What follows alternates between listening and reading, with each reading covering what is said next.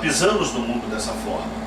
Porém, os outros valores, que são valores que a gente dá o nome de superego, eles vêm sendo adquiridos por essa criança a partir do momento que a sociedade começa então a impor os seus valores, a dizer o que pode, não pode, o que é lícito, o que não é lícito. A sociedade, os pais começam a dizer as regras da vida, a religião começa a criar toda essa situação que nós encontramos dentro dos preceitos divinos, dentro daquilo que a Bíblia ensina. Então começa a existir um conflito entre desejo, entre o instinto animal, como todos nós aparecemos na face da terra, com essa disposição à sobrevivência, o seio da mãe, amamentar, fazer o que queremos, e aí começa a surgir então a concepção de que não é bem assim, de que uma atitude errada vai gerar consequências.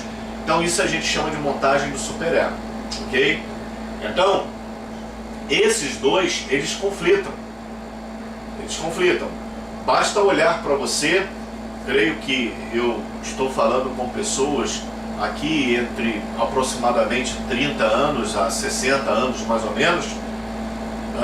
Você próprio, dentro da sua idade, independentemente da sua idade, você tem esses conflitos também dentro de você, a respeito de coisas que você deseja fazer, mas coisas que você sabe que você não pode fazer. Então existem esses conflitos em que você fica um tanto perdido ali. Se você faz, você gera dentro de você uma sensação punitiva muito grande, em que algumas pessoas criam um quadro de culpa, em que algumas pessoas até surtam pelo fato de não saberem lidar com aquilo, ok? E às vezes vão para o consultório tratar de situações dessa natureza. E ao mesmo tempo existe dentro de você algo que a gente chama de id, que é esse lado cego, que ele quer prazer. Então ele não está muito preocupado como, ele está preocupado em ter.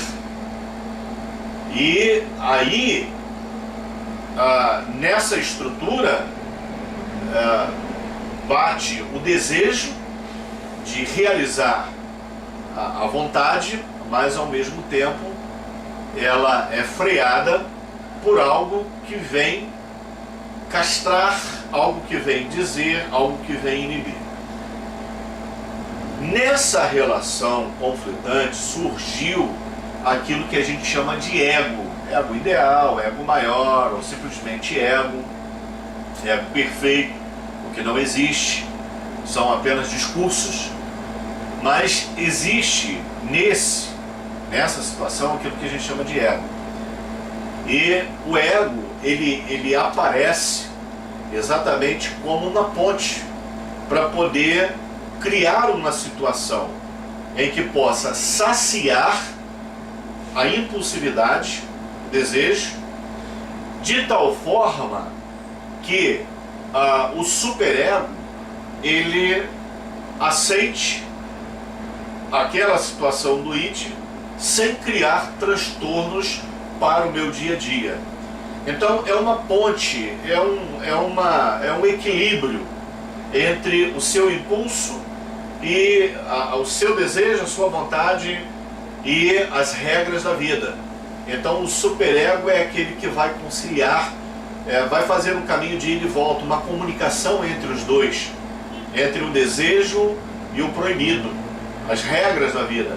E ele vai dar a você realmente condições de vir fazendo as coisas sobre medida, de tal forma que aquilo que não for possível fazer, realmente muitas pessoas elas abandonam, deixam de lado, outras pessoas sublimam através de comportamentos para poder driblar o senso de culpa, como, por exemplo, uma pessoa extravasar o seu ímpeto sexual, e agora eu estou falando de ímpeto dentro de sexualidade, sexo, desejo, vontade, e etc.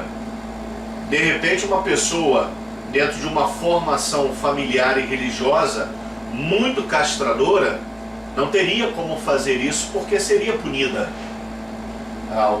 O seu superego não saberia lidar com isso.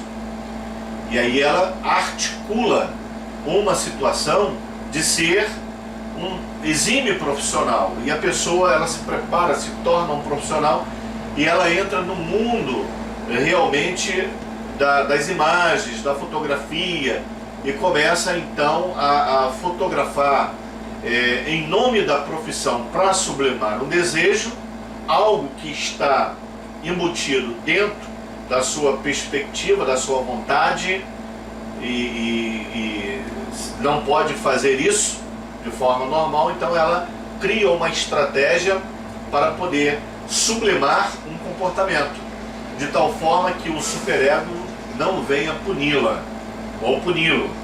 Então são muitos profissionais nessa área, ou alguns profissionais desta área, que em nome de uma profissão criada, ele é capaz de criar aquilo que ele precisa exatamente para evitar a ação do superego, criando uma situação realmente punitiva.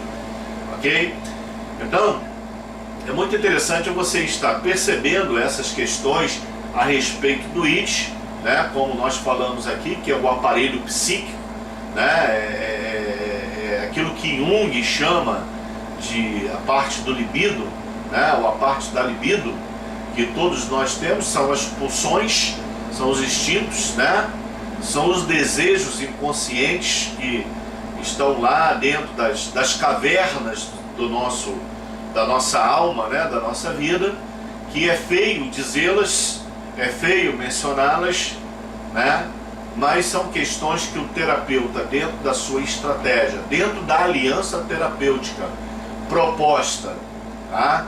Transferência contra transferência e aliança terapêutica.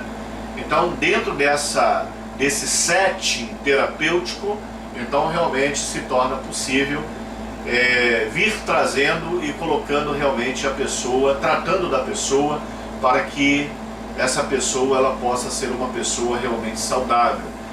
Então é interessante você saber do id, é interessante você saber que o ego tem realmente essa postura, e é interessante você saber que o superego ele tem também esse comportamento do meio, que é um comportamento de fora para dentro. É por isso que é interessante você aprender desde já uma coisa, que aquilo que você adquiriu como valor de vida é seu.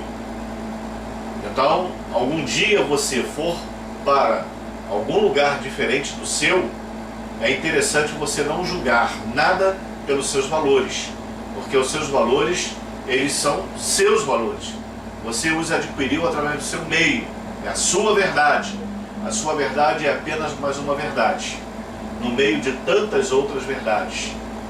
E quando você estiver no setting terapêutico, a sua verdade, ela deixa de existir, porque você não pode trazer para o setting terapêutico os seus valores formativos, porque o que está em evidência é a estrutura de uma pessoa, talvez com um grau de neuroses diferenciadas, histeria, com problemas do mundo, talvez de vontades sexuais, transtornos, obsessões e etc. Então você não pode julgar pelos seus valores, mas é importante que você saiba disso, que você os tem, são seus, e dentro de um consultório terapêutico o que importa é o do paciente. Senão você fará do tratamento terapêutico uma situação de aconselhamento. Isso aí você não precisa, porque você já encontra em outros lugares. Mas dentro do ambiente terapêutico você é profissional. E o profissional, ele tem que tratar da pessoa, independentemente do mundo dela. Se ela professa uma religião diferente da sua, se ela professa um comportamento diferente do seu, você vai ter que tratar da pessoa sem julgá-la. Então é interessante você saber disso. Ok? Então, a nossa palavra fica aqui. O nosso obrigado por, quem sabe, até introduzir o encontro com esta palavra, que nós estamos trazendo aqui para vocês, juntamente com o doutor Aldair, aí, homem abalizado, psicanalista, já ir trabalhando essas questões, debatendo esses assuntos, sempre lembrando para vocês, não se preocupem com os erros. Erros é apenas o prenúncio de acertos. Então, você não pense em você que você vai entrar nesse mundo acertando, não. Todos entramos e erramos, e aos poucos nós vamos acertando, ok?